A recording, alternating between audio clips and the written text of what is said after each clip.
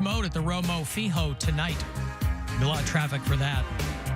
A lot of people asking me if I'm going to be there, and I said, well, if you see me, let me know, because I'm not going to be there. So I would like to be looped in if you do run into me, because that won't be me.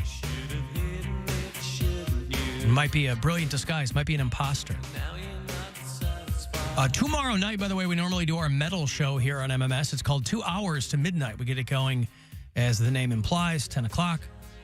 Me and Corey Roddick and Pat Butler. We're not doing one tomorrow night because it's a late West Coast Cavs game. They're playing the Warriors right there in the Golden State. So no, 2 Hours to Midnight tomorrow night, but we will return next Saturday night. You ever seen anybody try to do a metal song at karaoke night? It's maddening because I think it's so silly. You know, there's dudes that are like way into metal and they just want to get in front of a microphone and just growl and scream and whatever, but it's ridiculous. Nobody's having a good time when you do that. You know, every so often you'll see a viral video of somebody's granny who gets up there and does Down with the Sickness or something like that. I'm not talking about that. I'm talking about guys that are up there, you know, stolen valor because they don't really have a band or anything. They're just up there screaming into a microphone, a song they know. This is in Louisville, Kentucky. I was there about a month ago. And, you know, it's like any other bar where they'll hire somebody to do a karaoke night or host it. And then people sign up and they do it. There's no shortage of places around here that do it, right? When we used to do our bar crawls every so often in Cam's Corners, we'd go over to, is it called West Park Station, or it used to be? Yeah, I think so. West Park Station. They would have karaoke. And it would be, you know, you'd have a mix of whatever. You'd have some people trying to, very earnestly singing, people who can sing, getting up there and really belting it out. So in Louisville, Kentucky, there's an old guy who they hired at this bar. You know, just a local karaoke night guy. They lug in their own equipment and they set it up. And I don't know if this has been this guy's regular gig for a long, long time, but he had a couple of young dudes come in and sing a metal song. A band called Falling in Reverse, if you're hip to them. And these two dudes, and the guy unplugged, he starts screaming at him that it ruined his equipment. He says, I'll never come back to this bar.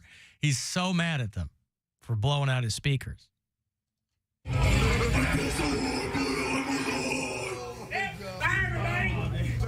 going to holler at my microphone. I'm sorry. He said, remember the video of the guy that, like, the old guy that barks like a dog when they're interviewing him? And he gets in it. God, that old viral video of the guy, that Australian couple or something. Yeah. Laugh. It's funny. There's no reason to do that. But you damaged my equipment. Dude, when did you say there were rules? What do you mean, common sense? You don't scream in your microphone. See people that scream at their Turn microphone all the time. It's time for me to go. It's funny. Everybody laugh. It's funny. Show you how much money I made my tip jar. $13. 5 hours. $13. And these guys think it's funny. Oh, man. They're going at it. Screaming at each other. Ruin my equipment. Yeah. I mean, a weird reaction from that guy, but it is, I'm a huge metal fan, obviously. But come on. That ain't what karaoke's for. Barking Rabbit Ray is the guy that you might remember. Microchipped, cleaned up after, de-sexed, leashed, not allowed on the beaches or in the parks outside certain hours.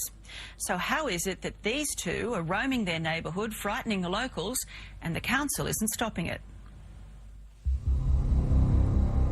Now, yesterday morning, I came out into the front yard and the dogs were across the road. And as soon as they saw me, they came bounding over. And I just made it to the front door. That lady's like, just gets whoa, it, why are you selling it so hard? What are you doing here? That was like one of the first viral internet 2010. news clips, yeah. That was a long time ago. Emily in Toledo, hello. Hey, Alan, how's it going? Hey, what's up? Hey, so I was listening to Poundcake saying that a lot of white people probably wouldn't really be into gospel music, or at least deeper gospel music. And I think he would actually find kinship in my very white, very old 70-year-old stepmother. She's one of those people where no matter what time of year it is, whether it's Christmas, whether it's not Christmas, there's always a gospel song on. There's always Christianity going on. Nothing else will move her any one which way. But is Whereas it black gospel? Yeah, black gospel too. Not as much. Not a whole lot on the black gospel, but she'll listen to. At least I haven't heard her sing. She ain't or listening listen to no a lot of BB black and CC gospel. Winans or no Kirk Franklin. Well, but again, white gospel music kind of was the earlier days of what would essentially become country music. So it was like Jerry Lee Lewis, and there was Mickey Gilley way back in the day. Those guys were doing white gospel music. But it wasn't that different then. So that's what your mom is listening to, or your grandma, Emily? My stepmother, yeah. Oh, stepmother. You get in the car, yeah. You get in the car with her, you're listening to nothing but gospel music, or at least very religious music. I'm gonna need some Yolanda Adams, ma'am. Right. I'm gonna need all that. I mean, listen, before he was a disgraced televangelist, Jimmy Swaggart, if you remember him way back in the day, he was a white gospel singer. And then I guess he figured there's got to be a better grift than this. And then he turned himself into a televangelist. But that's what all that music was back in the day. Yeah, okay. Thank you, Emily. Thank you, Alan. Have a good one. White people problems. I already have a good one. Thank you. There's Emily. And what's Toledo? The Glass City? Is that what Toledo is? Yeah. A Glass City. Why? Because they make Jeeps and there's a lot of glass. I don't know. Do they have a glass company? I mean, they make Jeeps there. And Why do they make Jeeps there instead of Detroit? well, Toledo's not far from Detroit. I don't know. Maybe the land was cheaper in Toledo. You know, as part of that war over the city of Toledo, maybe they were like, we'll take the Jeeps. You take Detroit. I don't know. And I saw a pot-bellied 50-year-old bald-headed man throw his soul into Mr. Crowley at a karaoke night once. We laughed through most of it, and I'll never forget it.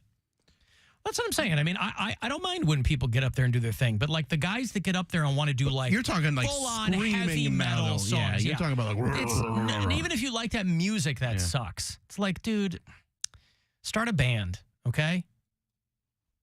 I got money here for you. It is $1,000. Courtesy of the Buzzard Bookie. You'll get one of these keywords every hour this afternoon, so don't waste them. Good luck.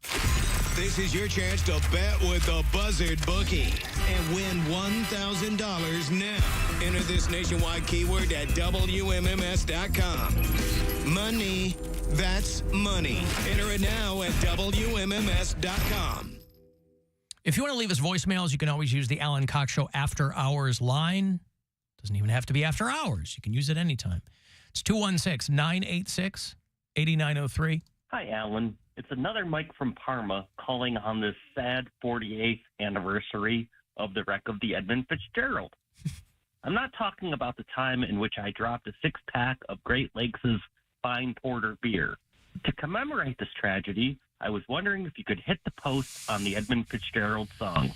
Love me, love you, hate the show, bye. Is that's a beer they have over there? Yeah. They have a beer called the Wreck of the Edmund Fitzgerald? Yeah. I don't know if it's the wreck of it. I think it's just the Edmund Fitzgerald. Edmund Fitzgerald. I don't know how. Well, they want it from Gordon Lightfoot. It's about a boat crash on the Buzzard. I don't know. The legend lives on from the Chippewa on down of the big lake they call. So what did he say? The 48th anniversary of the wreck of the Edmund Fitzgerald? All right. Oh, there it is. November 10th, 1975. That would be today. Out of service. That's a nice way of saying it sank? Is that what it is? Yeah. Or it hit something? I don't know. Listen to the song. Oh, is he explaining? I don't know. That good ship and true was a bone to be chewed when the gales of November came early. I mean, we've dug into this song so often over the years, you know, that I feel like I should know it chapter and verse, but I don't. I only know that they didn't recover any bodies. They said that they lost all hands, 29 crew. And that would be 58 hands, right? Thank you. So there you go. Thank you, Mike. Mike in Parma.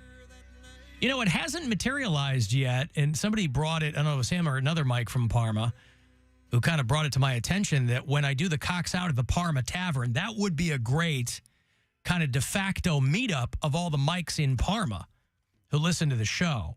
I met a couple last time, but I'm going to be there on Sunday again. So just consider that your unofficial invitation, if you are a Mike from Parma, to meet up with other Mikes from Parma. What are they? Parma, very proudly, like the 7th or 8th largest city in the state of Ohio. And so you combine that with the fact that Mike is probably still one of the most common and popular names, you're potentially going to have a lot of people there. So it wasn't my idea. I can't take credit for it. But the Cox Out on Sunday, so Browns are in Baltimore. We're going to start up around noon at the Parma Tavern. And if you are Mike from Parma, that might be a great opportunity for you to meet other Mikes. And you can, I don't know what you discuss. I can't hold your hand, but it was just a suggestion from a listener named Mike. And it might be a great opportunity to discuss whatever Mikes would discuss.